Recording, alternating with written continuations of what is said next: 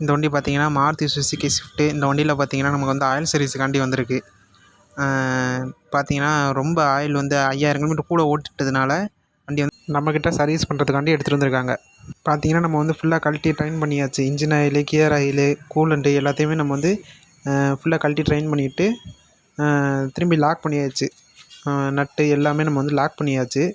பார்த்திங்கன்னா கூலண்ட்டும் மோசமாக தான் இருந்தது.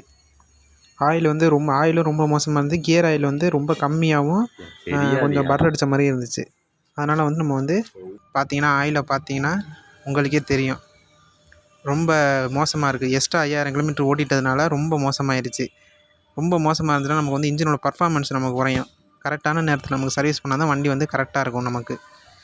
அப்போ தான் நமக்கு வந்து வண்டி வந்து செலவும் வைக்காது. இந்த வண்டி பார்த்திங்கன்னா நமக்கு வந்து ஆயில் ஃபில்ட்ரு வந்து நம்ம வந்து ஜிப்பு ஃபில்ட்ரு தான் நம்ம போட்டிருக்கோம். இந்த ஃபில்ட்ரு வந்து கொஞ்சம் நல்லா இருக்கிறதுனால நம்ம வந்து இந்த ஃபில்ட்ரு போட்டிருக்கோம். ஏர் ஃபில்ட்ரு வந்து நம்ம வந்து எலோஃபிக் போட்டிருக்கோம். ஏன்னா வந்து போன தடவை வந்து கஸ்டமர் வந்து இதே போட்டதுனால இதே போட சொல்லியிருக்காங்க. அதனால் நம்ம வந்து எலோஃபிக் போட்டிருக்கோம். கியர் ஆயிலும் நம்ம வந்து இந்த வண்டிக்கு மாற்றி விட்டுறோம். ஏன்னா ரொம்ப மோசமாக இருந்துச்சு, கம்மியாக வந்துச்சு. அதனால் வந்து கியர் ஆயிலு, கூலண்ட்டும் நம்ம சேர்த்து மாற்றி விட்றோம். ஏன்னா மொத்தமாக ஒரே சர்வீஸாக நம்ம மெயின்டைன் பண்ணணுங்கிறதுக்காண்டி கூலண்ட் மாற்றி விட்றோம். பிரேக் பேட் மட்டும் நம்ம வந்து ஓஇயில் போட்டிருக்கோம். ஏன்னா வந்து ஆல்ரெடி கம்ப்ளைண்ட் இருக்கிறதுனால நம்ம வந்து ஓஇவிலே போட்டிருக்கோம்.